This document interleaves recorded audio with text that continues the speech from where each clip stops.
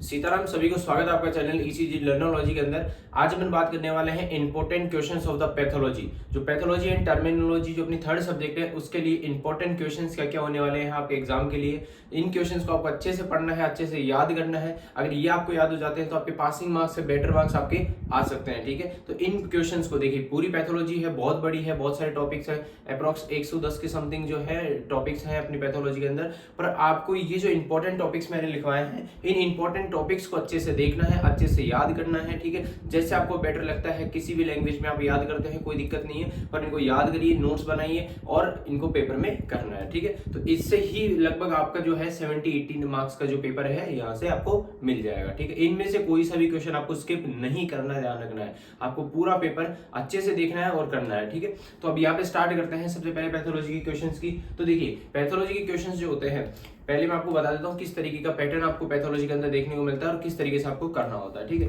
Total आपके 7 questions आते हैं, 7 में से आपको 5 करने होते हैं। ठीक है, टोटल 7 क्वेश्चंस आते हैं, first second third fourth fifth और सिक्स्थ और सेवंथ। ठीक है, आपको कितने करने हैं? एनी 5, कोई से भी आप 5 कर सकते हैं। ठीक, कोई से भी 5 कर सकते हैं। अब कुछ क्वेश्चंस ऐसे होते हैं जो सीधे डायरेक्ट आपको 20 नंबर में दिए होते हैं। ठीक है, डायरेक्ट आपको 20 में दे दिए। ठीक है, लाइक कंजेस्टिव हार्ट फेलियर दे दिया, रोमेटिक हार्ट डिजीज दे दी। जो बड़ी बड़ी डिजीज है, बड़े बड़े टॉपिक्स है, वो आपको सीधे कितने नंबर में दे देते हैं? 20 नंबर में। जैसे फर्स्ट क्वेश्चन हो गया, सीधा 20 नंबर का दे दिया। सेकंड क्वेश्चन हो गया कि आपको A B C and D के फॉर्म में दिया। ठीक है, थर्ड क्वेश्चन भी आपको same A B C D के फॉर्म में दिया।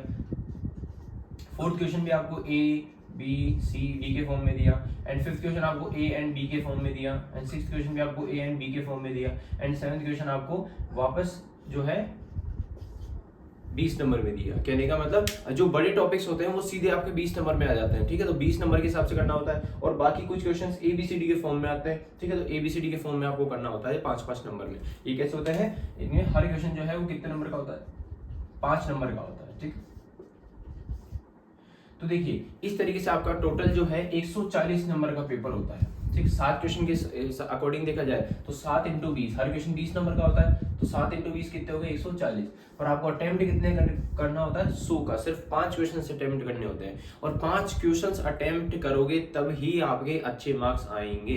अगर आप 3 से 4 क्वेश्चन अटेम्प्ट करके आते हो तो आपके पासिंग मार्क्स भी नहीं आएंगे। इस चीज का ध्यान रखना है, क्योंकि ये हार्ड सब्जेक्ट होती है, इसमें जो मार्क्स हैं वो कम आते हैं। रिजल्ट जो है इसका पैथोलॉजी का थोड़ा सा कम आता है। तो इन क्वेश्चंस को अच्छे से पढ़ना है, इसलिए मैं आपको ये समझा रहा हूँ। ठीक है, इंपॉर्टेंट सब्जेक्ट है, जो मेनली जो बच्चों की बैक लगती है वो पैथोलॉजी के अंदर लगती है। तो इसलिए आपको ये समझा रहा हूँ कि आपको क्या करना है। 5 क्वेश्चन अगर आप अटेम्प्ट करते हो तो 5 के 5 करने ही हैं।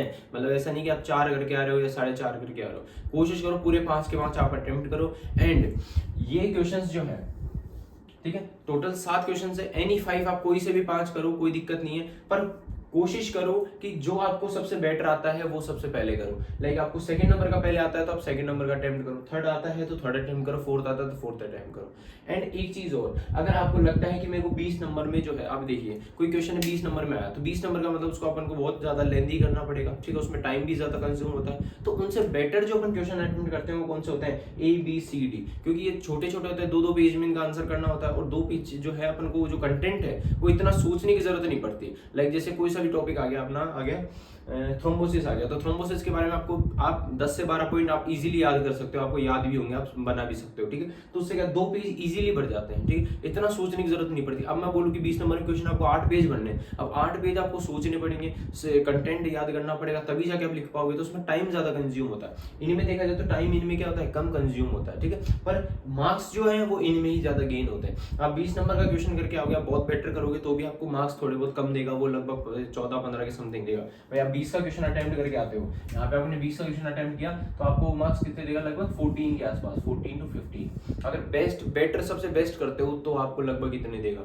ठीक है, यहाँ पे अगर आप 5 का क्वेश्चन अटेम्प्ट करके आते हो तो आपको जैसे 4 दिया, फिर 4 दिया, इसके भी 4 दिया एंड इसके 3 दिया। ठीक है, तो ये कितने हो गए? ये हो गए आपके 15 से 16 के बीच में। तो जो ज्यादा मार्क्स मिलते हैं वो किनके मिल सकते हैं? आपको ए बी सी डी वालों के मिल सकते हैं। ठीक है, बाकी आपको जो बेटर आता है वो करिए, ऐसे कोई दिक्कत नहीं है कि आपको यही करना है।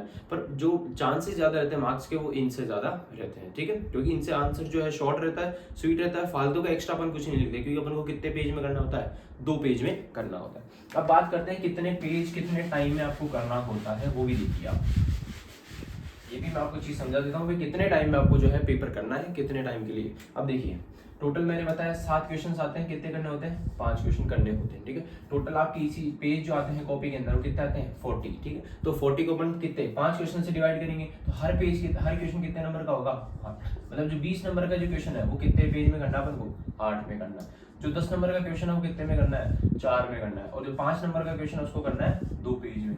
जब जाके आपके पूरे पेजेस बनेंगे। और साथ के साथ अगर आप ज्यादा एक्स्ट्रा भी लिख देते हो, मान लो किसी क्वेश्चन में आपने यहाँ पे 20 नंबर क्वेश्चन आपने यहाँ पे 9 पेज भर दिए, 10 पेज भर दिए, तो अपने अगले क्वेश्चन के लिए जो है 2 पेज कम हो जाएंगे, 1 पेज कम हो जाएगा, ठीक है। तो आपको पेजेस का भी ध्यान रखना है। अगर आप ज्यादा पेज करते हो तो आपके लिए भी दिक्कत है, ठीक है। कम पेज करते हो तो भी इशू है, ज्यादा करते हो तो भी इशू है, ठीक है। तो फिक्स पेज करना है आपको, 8 पेज के हिसाब से कंटेंट बनाना है। 20 नंबर क्वेश्चन 8 पेज भरिए, ठीक है। और 8 पेज बनने के बाद में उस क्वेश्चन को, उस आंसर को वहीं की वहीं स्टॉप कर दीजिए, बाकी नेक्स्ट आप अटेम्प्ट करिए, ठीक है। तो इससे पेजेस का भी ध्यान रहेगा और साथ के साथ ज्यादा टाइम कंज्यूम नहीं होगा। सबसे मेन चीज क्या होती है, टाइम, ठीक है। टाइम कैसे, आपको पता है जो आपका पेपर होता है वो 3 घंटे का होता है, ठीक है। कितने का, 3 घंटे का। 3 घंटे को अगर मैं डिवाइड करूं तो 60 60 60 180 मिनट, ठीक है। कितनी हो गई, 180 मिनट। जिसमें से आप जो है 30 मिनट तो आप वैसे ही निकाल दीजिए। उसका रीजन है आपको फॉर्म पे साइन करवाते हैं, 3-4 बार आपके साइन होते हैं, चेकिंग होकर होती है, तो उसमें टाइम पूरा निकल जाता है। अप्रोक्स आप लेके चलिए 120 मिनट, ठीक है। सॉरी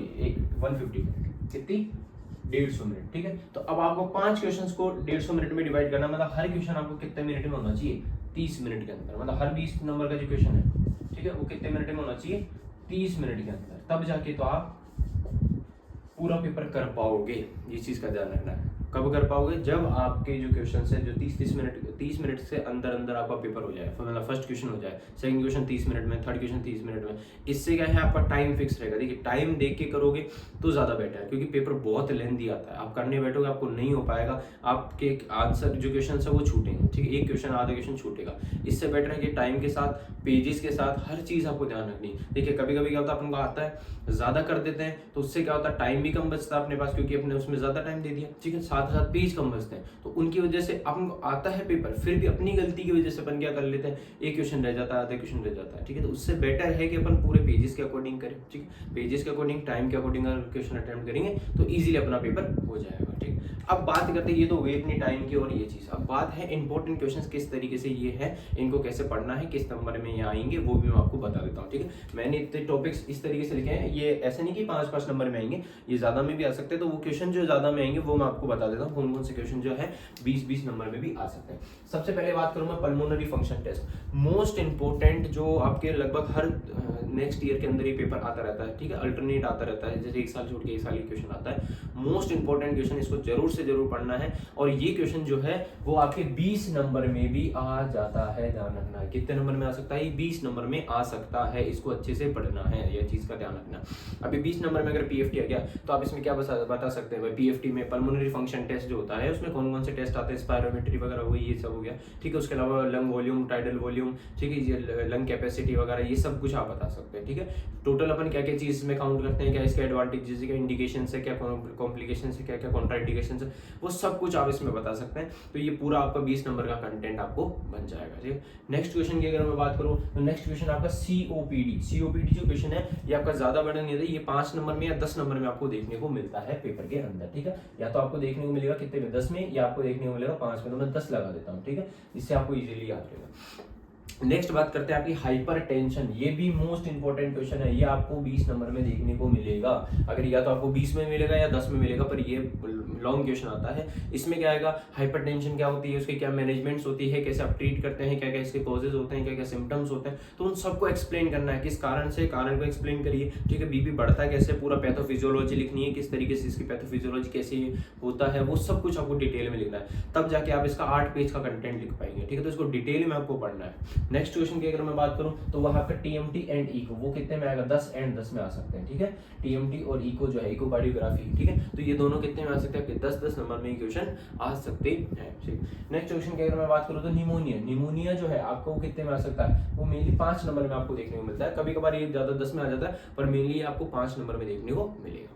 नेक्स्ट क्वेश्चन की अगर मैं बात करूं, डीप वेन थ्रोम्बोसिस, ये आपको 5 नंबर में देखने को मिलेगा। डीप वेन थ्रोम्बोसिस क्या होता है, जो डीप वेन्स होती है अपनी पैरों की जो वेन्स होती है उनके अंदर थ्रोम्बोसिस प्रोसेस हो जाए, ठीक है। तो ये क्वेश्चन बहुत बार रिपीट हुआ है, तो इसलिए आपको इसको अच्छे से पढ़ना है, ठीक है। नेक्स्ट अपन बात करते हैं हीमोडायलिसिस, ठीक है। ये भी मोस्ट इंपॉर्टेंट है।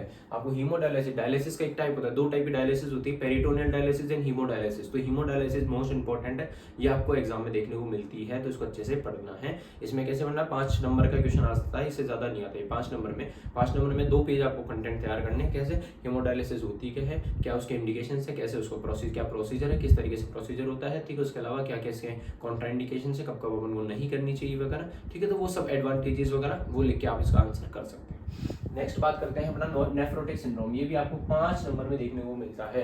नेफ्रोटिक सिंड्रोम क्या होता है, ठीक है, ये किडनी नेफ्रॉन्स के अंदर हो जाता है, तो इसमें क्या होता है, क्या कारण होता है, वो सब कुछ आपको 5 नंबर में करना है, ठीक है। इंपॉर्टेंट है ये भी। नेक्स्ट क्वेश्चन की बात करो, सीपीआर भी क्या है, मोस्ट इंपॉर्टेंट। आपको 5 नंबर में या 10 नंबर में, देखिए 2 में मिल सकता है, 5 में और 10 में, तो दोनों के हिसाब से इसको करना है, ठीक है। नेक्स्ट बात करता हूँ पेसमेकर। ये भी आपको या तो 5 में मिल जाएगा या 10 में मिल जाएगा, तो अपन यहाँ पे 10 लिख देते हैं, ठीक है, ताकि आपको दोनों कवर हो जाएंगे। अब पेसमेकर क्या होता है, पेसमेकर एक ऐसा डिवाइस होता है जो अपन को इम्पल्स पेस बना के देता है, ठीक है। एक्सटर्नल आर्टिफिशियल डिवाइस होता है, ठीक। तो कितने टाइप्स का होता है, बहुत सारे टाइप्स होते हैं इसके, क्या प्रोसीजर होता है, कैसे इसको प्लेस करते हैं, क्या इसके बेनिफिट्स होते हैं, वो सब कुछ आपको इसको डिटेल में बताना है 10 नंबर के हिसाब से।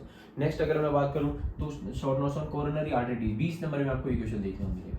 कोरोनरी आर्टरी के अंदर क्या क्या डिजीज हो सकती है, जैसे स्कीमिया हो गई, एथेरोस्क्लेरोसिस वगैरह हो गई, तो वो सब इसके टाइप्स है, ठीक है। तो वो सब इसके टाइप्स हो गए, तो वो आपको डिटेल में पढ़ने हैं। कोरोनरी आर्टरी डिजीज में से आपको एक क्वेश्चन देखने को मिलेगा ही मिलेगा 20 नंबर का, ठीक है। नेक्स्ट बात करते हैं मायोकार्डियल इंफार्क्शन। ये तो ऐसे मान के चलिए कि मोस्ट इंपॉर्टेंट है, ये तो आएगा ही आएगा, इसको आप 20 नंबर के हिसाब से पढ़िए। अब इसमें आपको स्टेमी हो गई, ठीक है, एस्टिलेशन मायोकार्डियल इंफार्क्शन, नॉन स्टेमी हो गया, एक्यूट एमआई हो गया, एंटीरियर एमआई हो गया। तो एमआई में पूरा जितना डिटेल है वो सब एमआई में आपको पढ़ना है, ठीक है। इसमें मैंने सिर्फ मायोकार्डियल इंफार्क्शन लिख दिया। अब इसके टाइप बहुत सारे होते हैं, ठीक है। एक्यूट हो गया, एंटीरियर हो गया, लेटरल हो गया, ठीक है, सेप्टल एमआई हो गया। तो वो सब एमआई के टाइप्स में से कुछ भी आ सकता है, आपको पूरा अच्छे से प्रिपेयर करना है एमआई, इसको स्किप नहीं करना है, चीज का ध्यान रखना है, मोस्ट इंपॉर्टेंट है। नेक्स्ट मैं बात करूं पेरिकार्डाइटिस, ये भी आपको 5 नंबर में देखने को मिलेगा ही मिलेगा, पेरिकार्डाइटिस, ये भी इंपॉर्टेंट है, ठीक है। नेक्स्ट बात करते हैं, देखिए जो कंजेनाइटल हार्ट डिजीज है, ठीक है, सीएचडी जो है, उसमें आपको 3 ही टॉपिक मेनली देखने को मिलते हैं। एक तो VSD, ventricular septal defect, ASD, atrial septal defect, और टॉफ टेट्रालॉजी ऑफ फेलोप। तो 3 क्वेश्चन ही मोस्ट इंपॉर्टेंट है, ये ही ज्यादा देखने को मिलते हैं ईसीजी के अंदर, सॉरी पैथोलॉजी के अंदर, ठीक है। तो ये तीनों, ये कितने में आते हैं, ये 5-5 नंबर में क्वेश्चन बनते हैं। अब या तो एएसडी आ सकता है, वीएसडी आ सकता है, या टॉफ आ सकता है, हो सकता है तीनों यहाँ से, ठीक है। तो आपको इन तीनों को प्रिपेयर करना है, ज्यादा बड़े नहीं है, छोटे छोटे हैं। नेक्स्ट बात करते हैं एडिमा, ये भी आपको 5 नंबर में देखने को मिलता है, एडिमा भी, तो इसको भी अच्छे से प्रिपेयर करना है। नेक्स्ट मैं बात करूँ नियोप्लेजिया भी आपको 5 नंबर में ईसीजी में देखने को मिलेगा। उसके अलावा रीनल फेलियर, ये भी आपको कितने में देखने को मिलेगा, 5 नंबर में। रीनल फेलियर के बारे में बताना आपको, ठीक है, क्या होती है रीनल फेलियर वगैरह वो सब। नेक्स्ट बात करते हैं शॉक। देखिए अब शॉक जो है आपको या तो 10 में मिलेगा या 20 में मिलेगा, तो मैं इसको कितने में लिख देता हूँ, 20 में लिख देता हूँ, क्योंकि लॉन्ग क्वेश्चन आ जाता है। शॉक में कैसे, शॉक के टाइप्स होते हैं, कार्डियोजेनिक शॉक, हाइपोवोलेमिक शॉक, ठीक है, न्यूरोजेनिक शॉक। तो उनमें से कोई सा भी शॉक आपको ईसीजी में, पैथोलॉजी के अंदर, पेपर के अंदर देखने को मिल सकता है कि डिटेल में बताइए, कार्डियोजेनिक शॉक बताइए, या फिर शॉक बता के आप एक किसी टाइप को एक्सप्लेन करिए, न्यूरोजेनिक शॉक को एक्सप्लेन करिए। तो 20 नंबर में क्वेश्चन देखने को मिल सकता है। इसके जो टाइप्स है, तो उनमें टाइप्स में से 2 टाइप होते हैं इसके, हाइपोवोलेमिक, टाइप्स 6 होते हैं, पर इंपॉर्टेंट जो है वो हाइपोवोलेमिक होता है और कार्डियोजेनिक होता है। हाइपोवोलेमिक और कार्डियोजेनिक दोनों को अच्छे से प्रिपेयर करना है, या पूरा कार्डियोजेनिक आ सकता है या हाइपोवोलेमिक आ सकता है 20 में भी, तो शॉक को अच्छे से प्रिपेयर करना है। नेक्स्ट आपका स्ट्रोक, ये आपके 10 नंबर में देखने को मिलता है। स्ट्रोक क्या होता है, जो सेरेब्रोवास्कुलर एक्सीडेंट, जो ब्रेन की जो वेसल्स है वो फट जाती है, ठीक है, जिसको ब्रेन हेमरेज कहते हैं एक तरह से, तो वो हो जाता है। तो वो भी 10 नंबर में आपको ईसीजी में पैथोलॉजी के अंदर देखने को मिल सकता है, इसको भी अच्छे से प्रिपेयर करना है। उसके अलावा एंजाइना पेक्टोरिस, ठीक है, एंजाइना पेक्टोरिस जैसे unstable angina, stable angina, Prinzmetal angina, तो इनमें से कुछ भी आ सकता है। एंजाइना के 3 टाइप्स होते हैं, स्टेबल, अनस्टेबल और प्रेजमेंटल, तो तीनों टाइप्स में से कोई सा भी आ सकता है। हो सकता है एंजाइना पेक्टोरिस डिटेल में आ जाए, ठीक है। तो इनमें से तीनों टाइप कौन से होते हैं, स्टेबल मेनली नहीं आता, मेनली आता आपका अनस्टेबल और प्रेजमेंटल, ठीक है। अनस्टेबल और प्रेजमेंटल में से दोनों में से एक देखने को मिलेगा आपको इसी पैथोलॉजी का। नेक्स्ट बात करते हैं कंजेस्टिव हार्ट फेलियर, ये आपका 20 नंबर में देखने को मिल सकता है, ठीक है। ये आपका 10 नंबर में हो सकता है, ये आपका कितने में हो सकता है, 20 नंबर में देखने को मिल सकता है। कौन सा, कंजेस्टिव हार्ट फेलियर, इसको भी अच्छे से प्रिपेयर करना है। नेक्स्ट अपन बात करते हैं एथेरोस्क्लेरोसिस, ये आपको 20 नंबर में देखने को मिल सकता है। अब इसमें 20 नंबर में कैसे लिखा है, एथेरोस्क्लेरोसिस क्या होता है, कैसे उसकी प्लेक फॉर्मेशन होती है, ठीक है, क्या इसकी पैथोफिजियोलॉजी है, क्या क्या कॉजेस है, क्या क्या सिम्टम्स है, कैसे डायग्नोस कर सकते हैं, क्या ट्रीटमेंट देंगे, क्या मैनेजमेंट होगी, ठीक है, वो कंप्लीट आप क्वेश्चन जो है एथेरोस्क्लेरोसिस को 20 नंबर में कर सकते हैं। क्या क्या कॉम्प्लिकेशंस है, तो उन सबको एक्सप्लेन करिए, आपका 20 नंबर का कंटेंट इजीली बन जाएगा।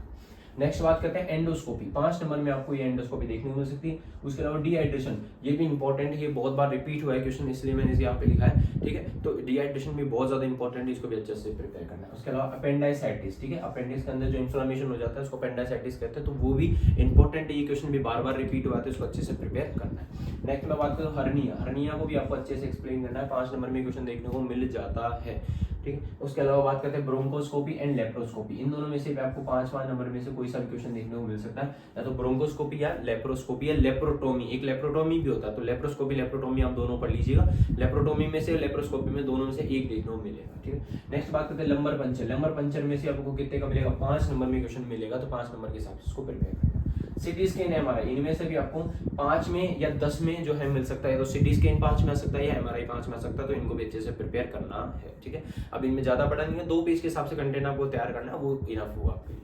नेक्स्ट बात करते हैं थ्रोम्बोसिस, 5 नंबर में थ्रोम्बोसिस आपको देखने को मिल सकता है। उसके अलावा बात करते हैं रोमेटिक हार्ट डिजीज, तो रोमेटिक हार्ट डिजीज जो है ये आपको 10 नंबर में देखने को मिल सकती है या फिर 20 में, तो मैं यहाँ पे 20 में लिख देता हूँ, ठीक है, ये इंपॉर्टेंट है। 20 में आपको पैथो के अंदर ये देखने को मिल सकती है, ठीक है, तो इसमें पूरा डिटेल में लिखना है रोमेटिक हार्ट डिजीज के बारे में।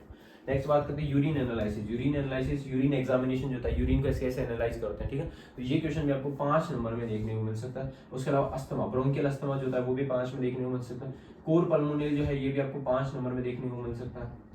अरिथमिया, अब अरिथमिया से आपका कोई सा भी क्वेश्चन आ सकता है, ठीक है, अरिथमिया बहुत बड़ा टॉपिक है, पूरा अरिथमिया पढ़ने के बजाय आप जो स्पेसिफिक टॉपिक है जैसे वेंट्रिकुलर टेकीकार्डिया हो गया, वेंट्रिकुलर फिब्रिलेशन हो गया, ठीक है, एट्रियल फिब्रिलेशन हो गया, एट्रियल फ्लटर हो गया, तो ये क्या है, ये इंपॉर्टेंट टॉपिक्स है, इनको पढ़ लोगे तो आपका जो कंटेंट है वो मतलब आपका जो आपको याद करना है पैथोलॉजी के हिसाब से, ठीक, ईसीजी में ज्यादा आते हैं, पैथोलॉजी के अंदर 3-4 टॉपिक मैंने ना बताया कौन कौन से, atrial fibrillation, atrial Flutter, ventricular tachycardia और वेंट्रिकुलर फिब्रिलेशन, तो ये 4 टॉपिक मेनली पैथो के अंदर देखने को मिल सकते हैं इनके, ठीक है। जब आपको क्वेश्चन दीजिए कि वेंट्रिकुलर टेकीकार्डिया को डिटेल में बताएं, तो डिटेल में आपको 20 नंबर में बताना पड़ेगा, या 5 नंबर में, 10 नंबर में, कितने में भी आ सकता है इसमें से क्वेश्चन, ठीक है। तो अब इसको मैं कितने भी लिख सकता हूँ, 20 नंबर का मैं लिख देता हूँ। नेक्स्ट बात करते हैं हाइपरट्रॉफी एट्रोफी, ठीक है, सेल एडेप्टेशन जो टॉपिक है उसमें से हाइपरट्रॉफी, एट्रोफी, मेटाप्लेजिया वगैरह, इनमें से आपको क्वेश्चन देखने को मिल सकता है कि हाइपरट्रॉफी क्या होती है, एट्रोफी क्या होती है, तो इसको 5-5 नंबर में क्वेश्चन आता है, तो उसको हिसाब से प्रिपेयर करना है। नेक्स्ट बात है मिट्रल वॉल डिजीज या erotic wall disease. Mitral valve disease, mitral valve के अंदर ये तो स्टेनोसिस हो जाए, या वॉल बंद हो जाए, या मिट्रल वॉल बिल्कुल खुल जाए, ठीक है, तो उनको बोलते हैं स्टेनोसिस या रिगर्जिटेशन। तो मिट्रल वॉल के अंदर डिजीज हो जाए या एरोटिक वॉल के अंदर, देखो दोनों बोले मैंने, मिट्रल या एरोटिक, तो इन दोनों में से कोई सा भी आ सकता है, तो दोनों को आप अच्छे से करना, मिट्रल वॉल डिजीज को, एरोटिक वॉल डिजीज को, दोनों को। ये कितने में आता है, ये 5 नंबर में आपको क्वेश्चन देखने को मिलता है। इस तरीके से आपका पूरा जो पेपर है वो ये मोस्ट इंपॉर्टेंट क्वेश्चन है, इनको आपको अच्छे से प्रिपेयर करना ही है, इनमें से कोई सा भी स्किप मत करना। अगर ये पेपर आप अच्छे से प्रिपेयर कर लेते हो तो आपको 70 to 80 मार्क्स का पेपर इजीली आपका हो जाएगा, आपको इतना लोड लेने की जरूरत नहीं पड़ेगी, मतलब आप पेपर इजीली कर पाओगे, ठीक है। जिन लोगों ने अभी तक पढ़ाई शुरू नहीं की है वो इंपॉर्टेंट क्वेश्चन को अच्छे से प्रिपेयर करना, बाकी और अदर भी क्वेश्चन आपको करने, पर इनको तो आप अच्छे से प्रिपेयर करना, और जिन लोगों का पूरा सिलेबस हो चुका है वो इन क्वेश्चन को अच्छे से देखना, इनसे आपको हेल्प मिलेगी पेपर के अंदर, आपके थोड़े जो क्वेश्चन है वो सेम मैच होंगे, तो आपको भी कॉन्फिडेंस बढ़ेगा, साथ के साथ आपका पेपर भी अच्छा होगा, ठीक है। बाकी अगर कोई भी डाउट आता है आप कमेंट सेक्शन में पूछ सकते हैं। Thank you for watching, follow for more content.